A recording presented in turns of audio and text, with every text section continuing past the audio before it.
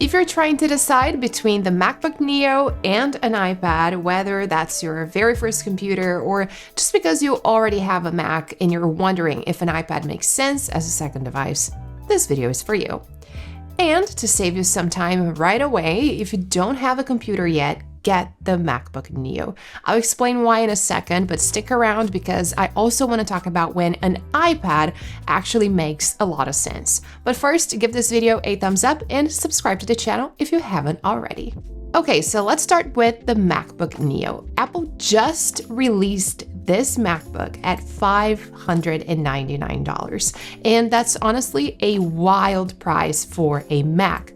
Not to mention that the iPad Air comes at the same $599, but with no mouse or keyboard, so definitely something to keep in mind. On the Neo, you get full macOS, meaning you can run any macOS apps, play games, use all the software you've always used. It has two USB-C ports, a 13-inch Liquid Retina display, and Apple claims the battery lasts up to 16 hours of video playback. For the price, it's basically impossible to beat. And look, not that long ago, MacBook Airs would also ship with 8 GB of RAM and cost significantly more. So if you're a student, someone just getting started, or just someone who needs a reliable computer for everyday things like writing, browsing, video calls, some light photo editing, the MacBook Neo is the move. Don't overthink it. Now, when does an iPad make sense? For me, the iPad is the perfect second device, and there are a few situations where it really shines. Starting with note-taking. If you're a student and want to take handwritten notes in class, the iPad with the Apple Pencil is something else.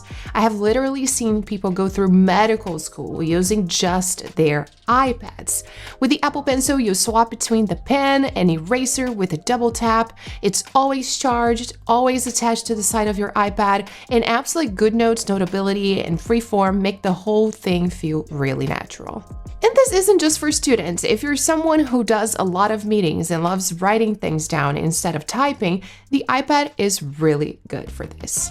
And speaking of iPad accessories, if you're looking to improve your productivity without spending a fortune, you've got to check these new items from ESR. I've been testing the Shift keyboard case. It lets you truly transform and do it all, like ESR says, because the keyboard is magnetically detachable with a 32.8-foot Bluetooth range. It's 20% lighter than other keyboard cases, but still provides full 360-degree protection with reinforced air guard corners.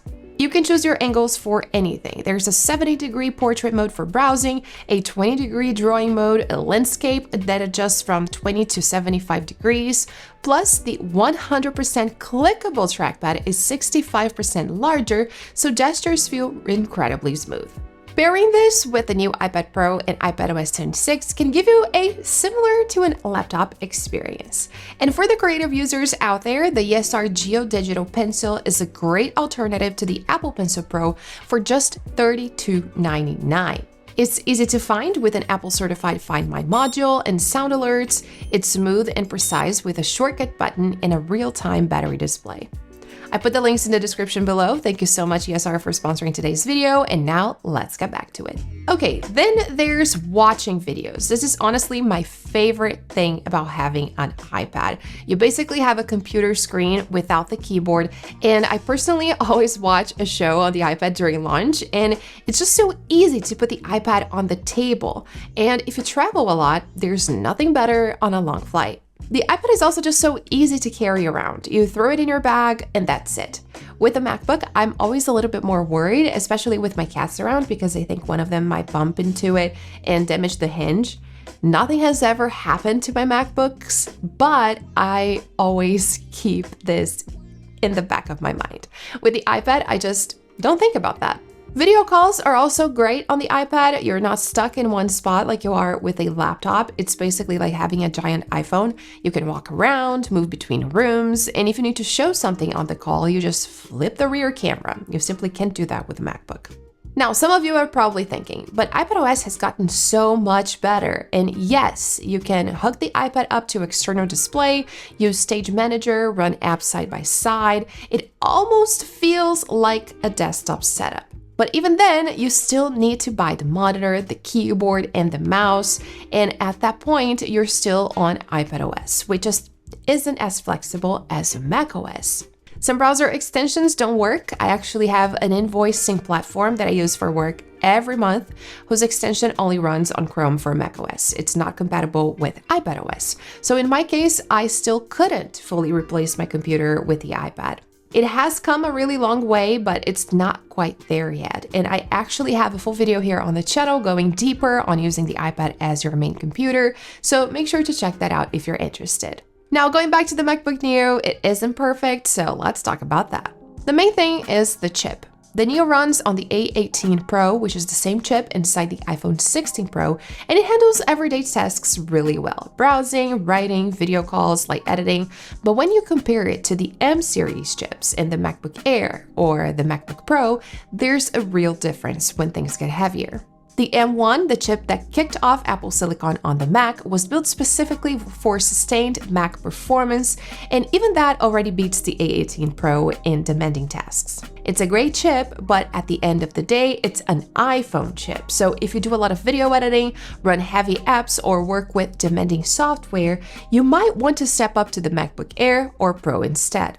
Then there's the 8GB of RAM, and I know that sounds like not a lot, but for most people, it's totally fine.